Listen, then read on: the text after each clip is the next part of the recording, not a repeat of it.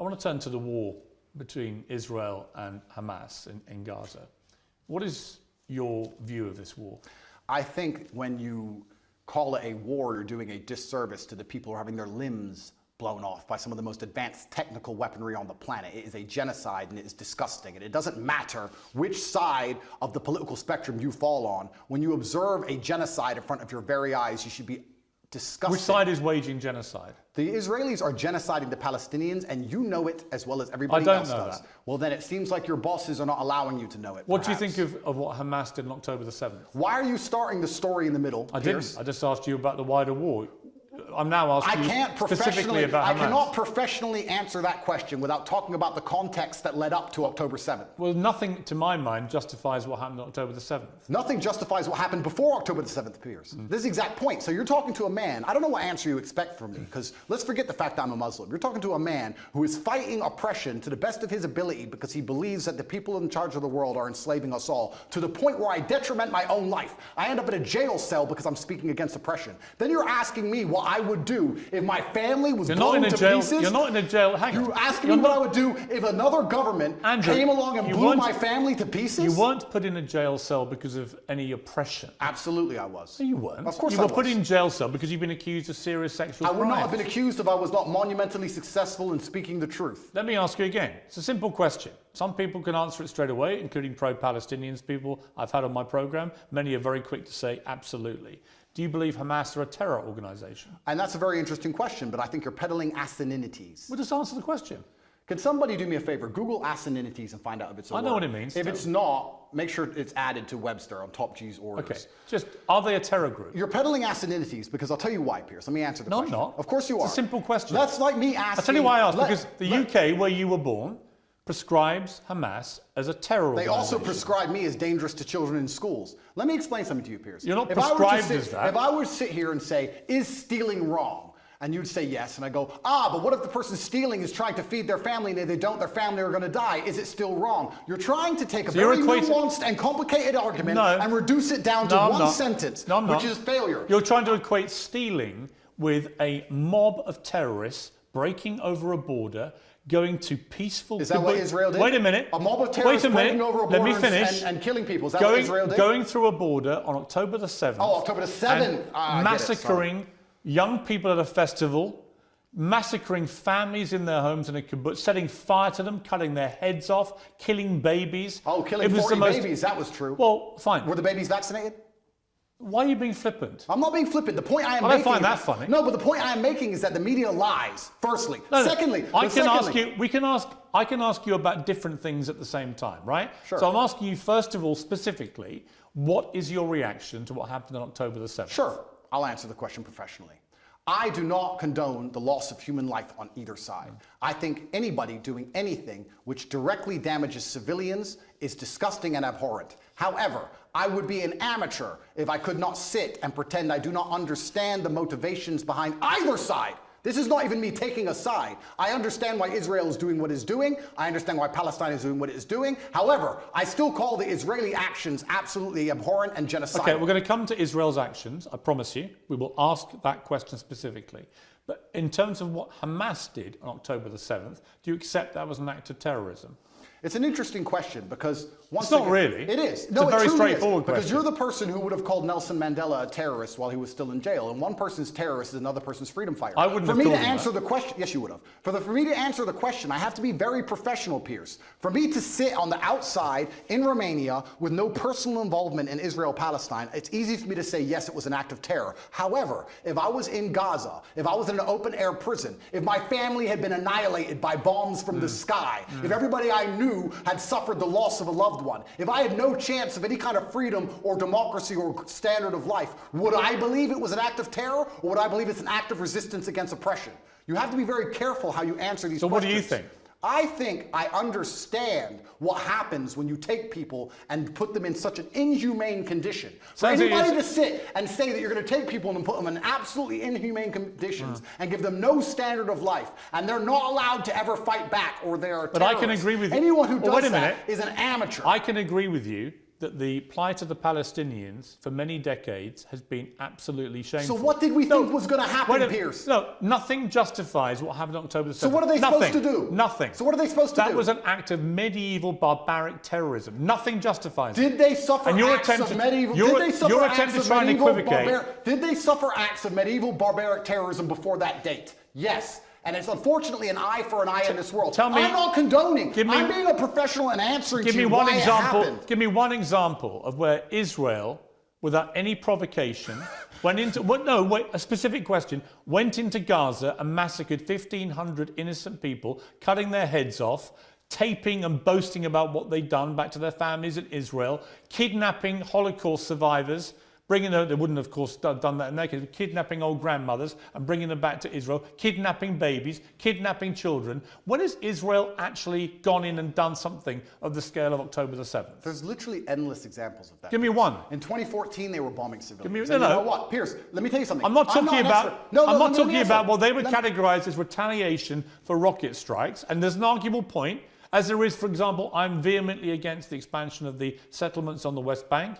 I think there are legitimate questions about the proportionality of Israel's response here. Yeah, but in terms of what Hamas perpetrated on October the 7th, there is no instance of Israel doing that to the people of Gaza. And you have to accept that. No. If you don't accept that, you're either deluded or you're deliberately not wanting to say the obvious, which is that was an act of terrorism, because you're concerned about upsetting people in Palestine. Is that the case? Let me go back to my first point when I said you're peddling asininities. The reason I said that is because to look at a situation, no matter how heinous, and to ignore all of the context and pretend that you do not understand why said situation happened Nothing justifies terrorism on that scale. Nothing. Is asinine. No, it's not. Because it's not about justification. Let me tell you why. Piers, it's not about justification. Let me tell you, it's about understanding the realities of the world. Let me tell you the reality of the world. Hamas came to power in 2005.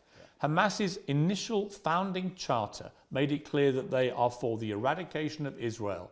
And on October the 7th, they prove what that means is they will kill every Jew they can get their hands on. They are an existential threat to people in Israel and to Jewish people. And that is, I'm afraid, the purest personification of a terror group. I also think by doing what they did, as they have done since 2005, they weren't representing innocent Palestinian people in Gaza. Who are suffering now. They knew, yes, but Hamas knew when they did what they did that Israel would respond the way they did and that thousands of innocent Palestinians would get killed. They knew that and they still did it.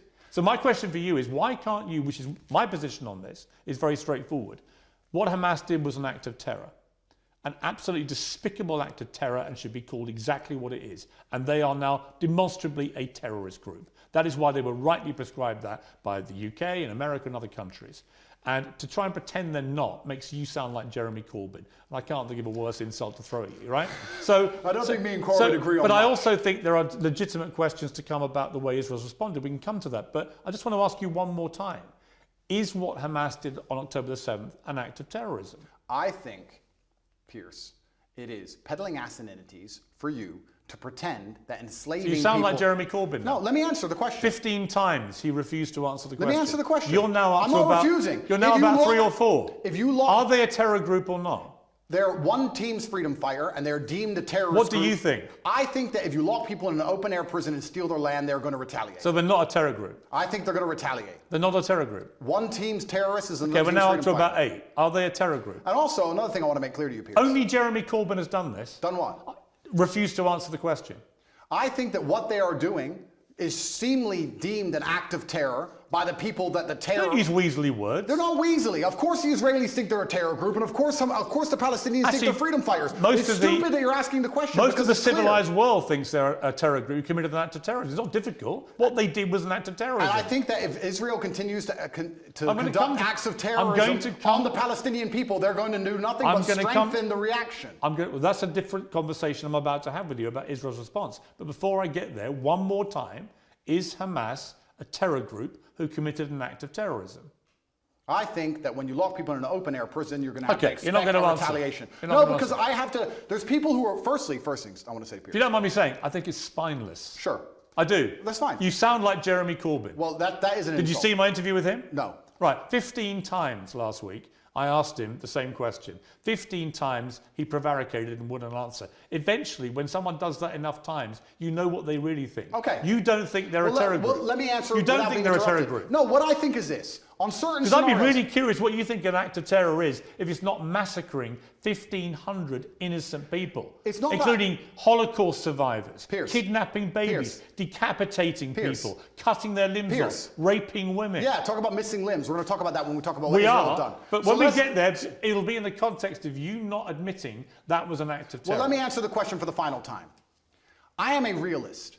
And as a realist, sometimes you do not come to the conclusion of labeling good guys and bad guys. The world is not black and white. Hamas are bad guys. No, the world is not black and white. The world is actually very gray. Anybody who sits and thinks there's clearly a good guy, there's nothing grey about what Hamas did. And clearly a bad guy does not understand how the world works. And as a realist, what you do is you look at scenarios and you understand why they happen, how unfortunate they are, how unfortunate the loss of human life is, how civilians die on both sides, how innocents are dying in a chess game played by the elites on both sides. Both sides, you have innocent people who didn't even vote for the person making the decisions, who are ensuring their death, signing their death warrants. It's unfortunate on both sides. But listen, sir, you would not advocate Russia doing any of the things to Ukraine that Israel is doing to Palestine. You would not sit here. Russia has been doing exactly that. Russia has not done a fraction of the things to Ukraine that Israel has done to Palestine. Russia illegally invaded a sovereign democratic country and has committed a barbaric rampage, trying to seize as much of Ukraine as it can, bombing maternity hospitals, killing innocent women and children. Let me ask you a question. Right? Don't even try and have some kind of this is genuine equivocation of this. I will. A Hamas rocket, a tiny Hamas rocket that can make a pothole in the road, and then they get hit back with cruise missiles. Let me ask you a question. Ukraine sent a drone and it hit the Kremlin. A drone attack. It did nothing. It damaged some shingles. If Russia decided to then respond with a missile attack on a hospital and annihilate 800 people, it has been. Do you think that would be allowed? That's exactly what it has been. Would you advocate for that? Have you seen? Would you support that reaction? Have you seen the state of Mariupol, which they leveled to the ground? The Ukrainians did level it. You're correct. No, the Russians 2014. The Russians leveled Mariupol. And my question to you is, would you advocate those reactions? Let me ask you another question, Piers. This is a genuine question. Let me ask you a question, because I want to understand your point of view. It's actually my interview of you. Yeah, but you tried to understand mine. I just want to understand your point of view. If I believed, or if Israel believed, that one of the people in your house was a terrorist and decided to destroy your entire house and kill your entire family, would you sit and say, well, maybe there was a terrorist inside, I accept that? Or would you be enraged? Genuine question. I don't think you can take an individual person's response. Well, it's a bunch of individual people in Gaza. They're people, individuals with thoughts and dreams and aspirations which are being annihilated. 15-year-old girls without legs because of cruise missiles. Let's come to they that. are individual people. They're not cattle, Piers. Let's come to They're that. people. Right, and so were the people in Israel on October the 7th. And that's why it's so heinous, which is my exact point. But not heinous enough to reach your bar of terrorism. It's not about reaching your bar of terrorism. It's understanding why things happen. By not saying it, you've made your position clear. Just as Jeremy Corbyn did. And to pretend you're any different is ridiculous. Let's move on to Israel's response, because there are legitimate questions about this. Hamas embeds itself, 35, 40,000 terrorists in my estimation. You can call them whatever you like. And they're embedded amongst the civilian population, predominantly in northern Gaza. We know from intelligence over the last 20 years, which you won't believe because the Matrix has made it all up. Correct. But we know from intelligence that historically Hamas likes to embed itself, particularly around things like schools and hospitals and mosques, because that makes it more difficult if the Israelis attack. Now, Israel has killed nearly 12,000 people in its response, right? There are many people around the world demanding a ceasefire who think that is a ridiculously disproportionate response to what happened. Well, it was genocide. They would want to kill everyone in Palestine. They don't. They just want to drive them all out. Whereas Hamas do want to kill every Jew. That is actually what genocide is. You know what's actually interesting? Because you've spoken about this subject to people more who actually understand the conflict better than I do. Mohammed Hijab understands it better. Low-key understands it better. I'm talking from a very general humanistic perspective, because I don't understand the absolute intricacies like they do. Do you know what genocide means? Of course I do. Right. Genocide means you want to eradicate an entire people based on race or ethnicity. Israel clearly doesn't want to do that to the Palestinian people. Clearly not. If it did, it wouldn't tell a million of them, as it turned out, who moved south. Now, there are arguments about whether to attack them as they moved. Well, some people got hit as they moved. Oh, some people got hit. Yes. Some people got hit. You know what, You know Andrew? what happens? You know what, Andrew? Wait till it's your son, son. You know what? Wait till it's your son. I agree. And you know what, Andrew? war is horrific. It's horrific. The question is it a just war for Israel to go after Hamas? And if it is, and you believe as I do, Hamas has to be got rid of, how do you do that? If you don't do it the way Israel is doing it, how do you get rid of that terror group? Now, you won't agree with anything they're doing because you can't even categorize them as a terror group. No, the reason I won't agree with them is because I'm a human, Piers. And please let me answer this without being interrupted. You didn't answer my earlier question for a reason, because you knew that you couldn't answer it without proving my point. The question about the fact that if they decided to cruise missile your house because they thought somebody inside was a terrorist, you would not accept the loss of your family that you have raised. You would not accept that. Of course I wouldn't. Okay, absolutely. So let me answer this as a professional. What's funny is I'm a humanist. Like I said, a professional what, by the way? The professional. Please let me answer. Let me answer. What are you? What are you speaking? You say you're speaking to professional. And I'm talking about this from a humanistic perspective, right? And like I said, you've talked to people more knowledgeable than me on the details of the subject. Right. Listen to me very carefully. I thought we lived in a democratic society. You just said 35,000 Hamas terrorists, and this is the thing that's most upsetting to me. This is what genuinely upsets me.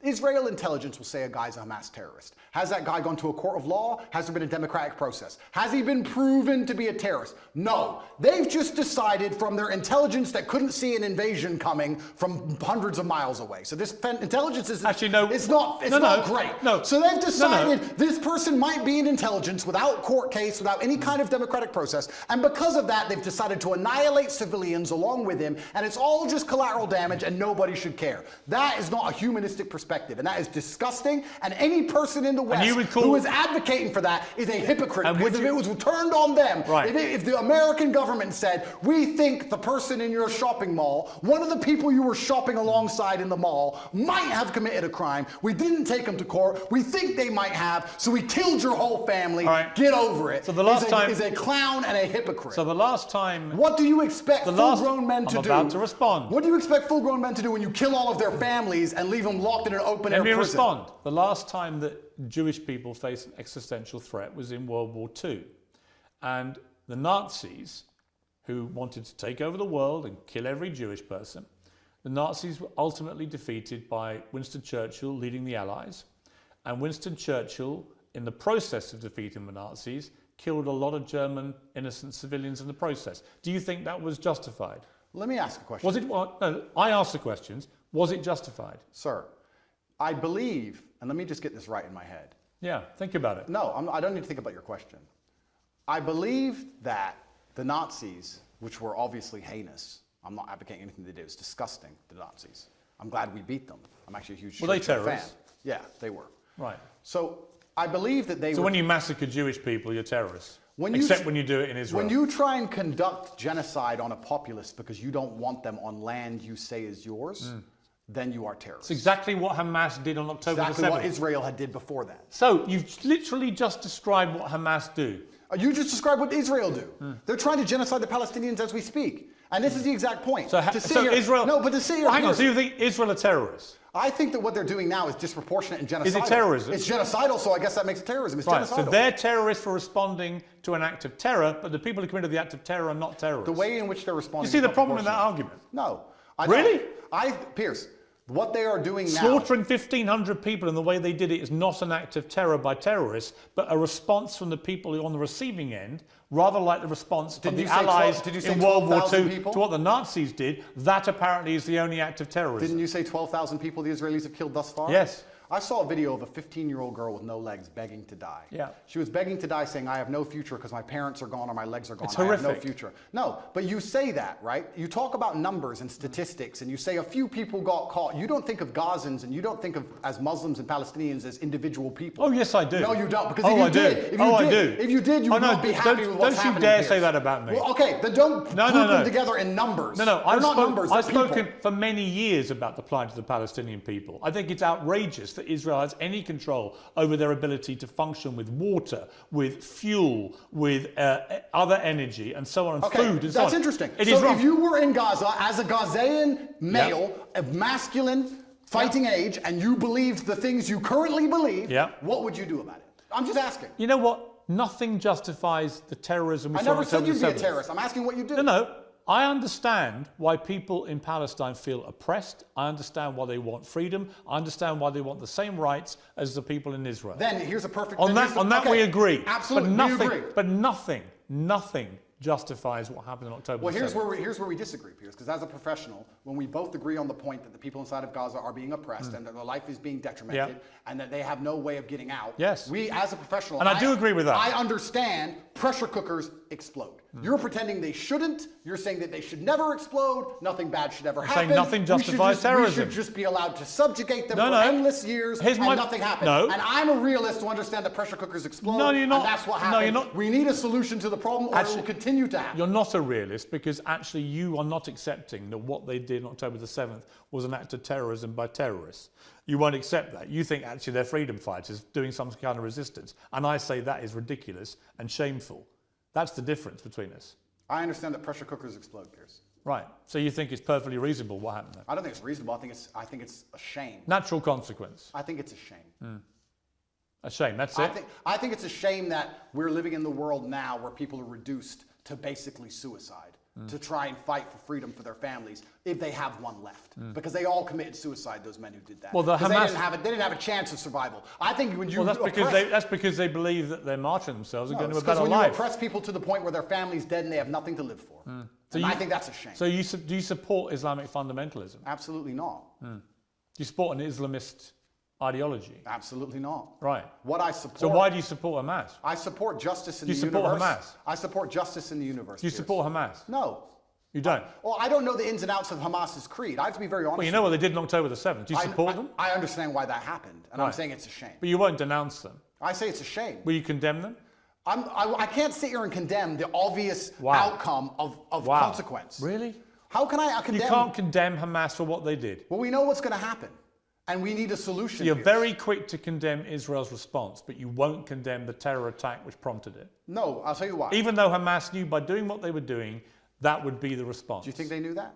Of course they knew that. You think they knew the Israelis? They did it quite deliberately. You know why? Because they were funded and supported by Iran. They didn't like the fact that Israel was normalizing relations with a bunch of Arab countries, from the UAE to Bahrain to Morocco, and then coming down the line was going to be Saudi Arabia. That was a threat to the Iran view of what should be happening in that region. Iran are the ones who support and fund and arm Hamas, and they clearly, in my estimation, it hasn't been properly established yet, but clearly Hamas couldn't have done this on their own. They've done it with support from Iran, and they've gone and committed an act of such heinous atrocity that they knew what the response would be, and that means that they sentenced in that moment not just 1,500 people in Israel to death in the most appalling manner possible, but they also sentenced to death thousands and thousands of innocent Palestinians, including many innocent children, because half the population are children, and Hamas knew that was what was going to happen. So my question is, how can anyone think that Hamas is a force for good for the Palestinian people? They are a force I said they're for evil. Unfortunate. No, I didn't say they're a force for good. I said it's a pressure cooker and it's a shame. But you won't even condemn them. Let me ask the question.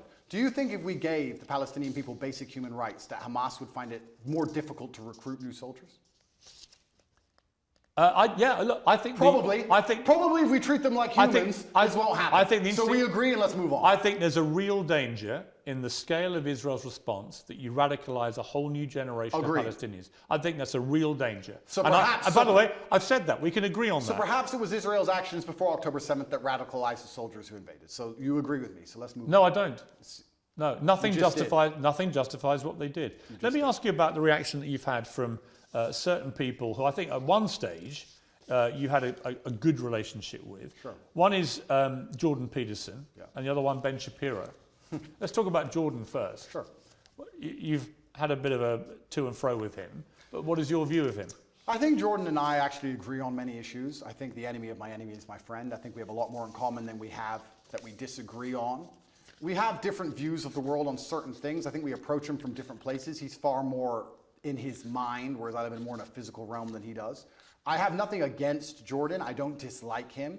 I do find it, and I must be honest, a bit disingenuous and hypocritical that he speaks mental strength and then ends up addicted to an antidepressant. I don't think he should ever take antidepressants ever. I've been through worse than what he's been through, and I didn't take a single drug. However, I have nothing against the guy. He says very intelligent things, and I'd be interested to argue with him or discuss or debate with him, but I think we'd actually agree on most points, to be honest with you. I don't think he may be unhappy with somehow how I've lived my life and some things I've done, but we've already discussed the fact that I come from the lowest income area of the UK and most people around me were selling drugs, so at least I didn't do that. So I'm not going to allow somebody who's a professor in a university who's had an easy life come along and tell me how people from the streets should survive. You have to find a way out. Let's get rich or die trying. But I have nothing against the guy. I just think that he's been a bit hypocritical. And then, truthfully, the only time I've been genuinely a bit appalled by any of his actions was the tweet he made on Israel-Palestine when he said, "Give them hell." I know that's an easy thing to say, and it's an expression that people use and they throw it around flippantly. But I think when you actually wish hell upon other human beings, I think it's a disgusting thing to do, because hell is that 15-year-old girl with no legs and her parents were dead. Well, hell and when is... you see her crying her eyes out, begging to die, that is hell. And I don't think you should genuinely wish hell on anyone, Israel or Palestinian, anyone. I'm a humanist. I don't want anybody to die. Well, he did. When he was wishing hell on an entire population, he did express regret for the way he phrased and that he tweet. should, And because it's disgusting. I've not wished hell on the Israelis. I've not wished hell on the Israeli state. I don't want any Israeli civilian to go through what that 15-year-old Palestinian girl's going through. Not a single one. He said about you, Jordan Peterson, I'm not particularly happy to be grouped with Andrew Tate. I think there are some elements about what he does that are quite reprehensible. I'm sure he has. I don't know everything he says, and he may disagree with some of my point of view. As I said, I have nothing against him. I don't think anything he says is particularly wrong.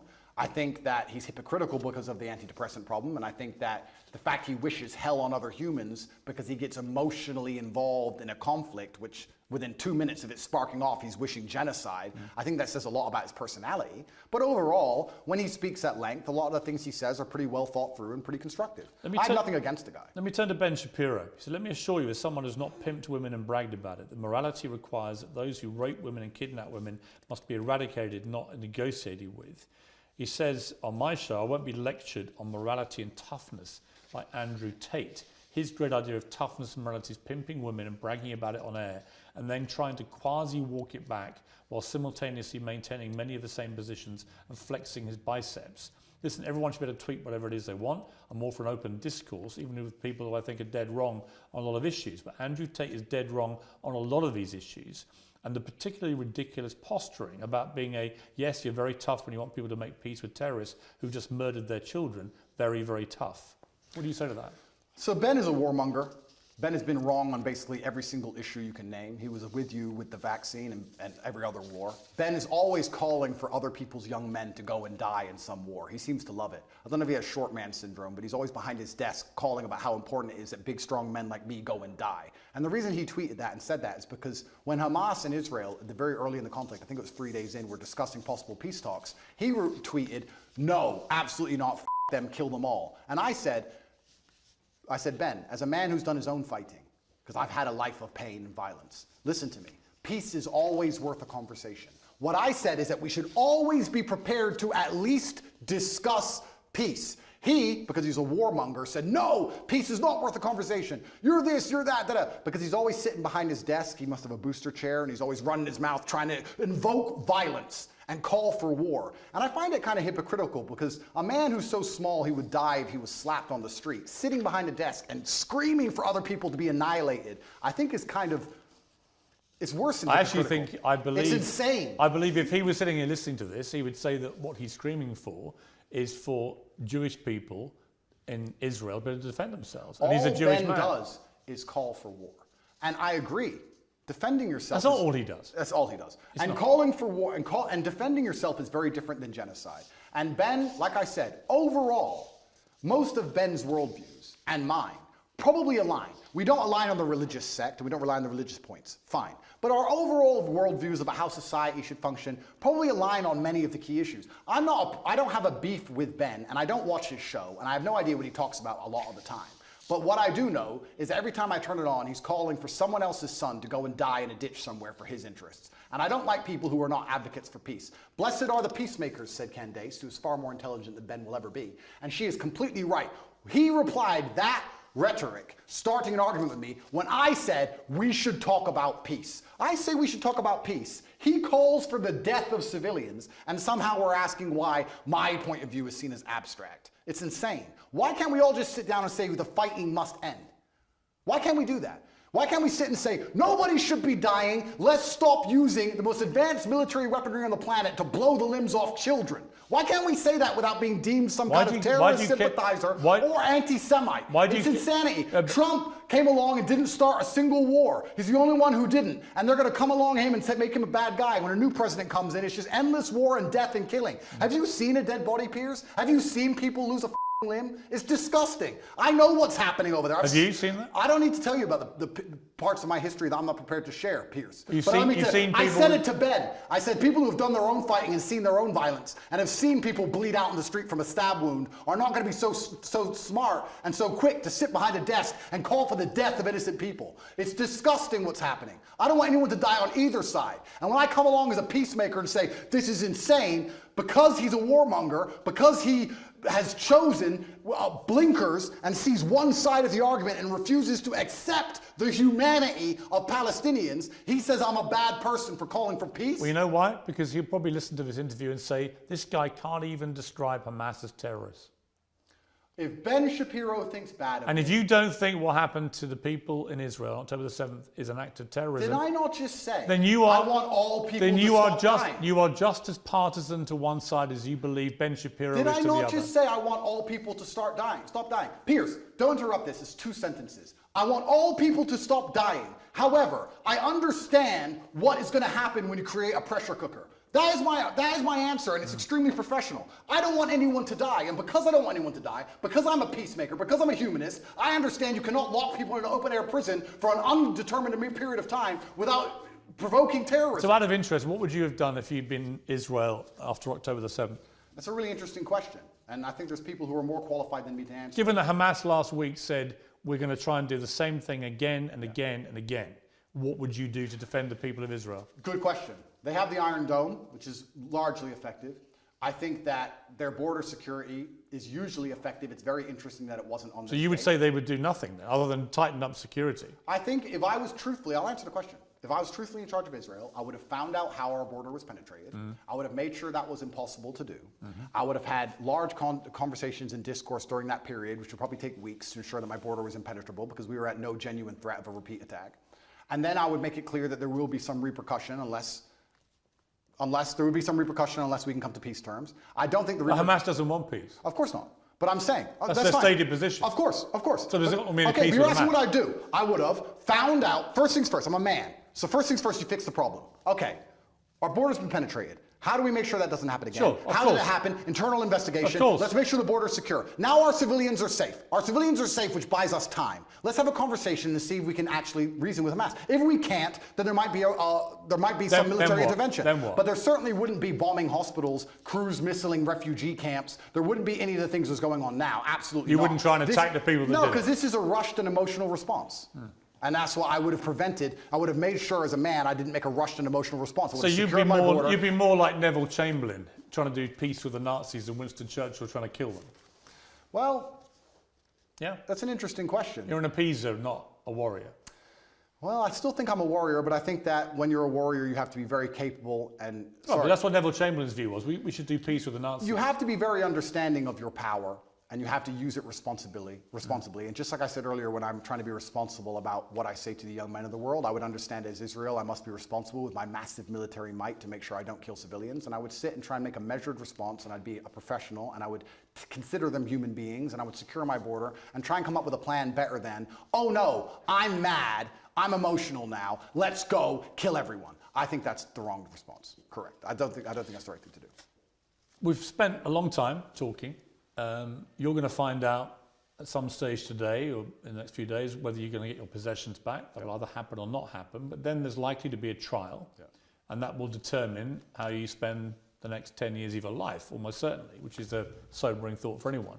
When you look back on the whole arc of the last few years, you know, you've expressed some regret because of your turning to Islam, your change in your philosophy from a religious perspective. You've acknowledged that some of the stuff you used to do was immoral. Do you look at the journey you've gone on here and think that in a way, notwithstanding the Matrix and everything else, that maybe you yourself could have done things differently to avoid being in this position? Absolutely. I'm a man and I take absolute self-accountability. You have to, as a man, your superpower is looking in the mirror and understanding everything that happens to you, both good and bad, to a degree is your fault. It could have all been influenced. I could have avoided all of this. I could have avoided the Matrix attacks, I could have avoided jail cell, if you don't let me use that term. I could have avoided all the negative press. I could have chosen to work in Starbucks and just stayed a nobody. I made choices that put me in this position. I take responsibility for them. I said things on the internet in a satirical way on videos that got 110 views when YouTube was brand new that I did not expect to become the most viral videos in the world because I didn't expect to become the most famous and known person on the planet. That's all true. I'm not saying I have no part to play in any of this. However, I can still say that I'm completely innocent. I can still say that it is only my fame and notoriety that has inspired the prosecution service to try and even put me in jail in the first place. I can still say that there's some unfair policing in the world depending on your political views. I can still say all of those things while accepting absolute responsibility for the situation I am in. Andrew Tate, thank you very much. Thank you, sir.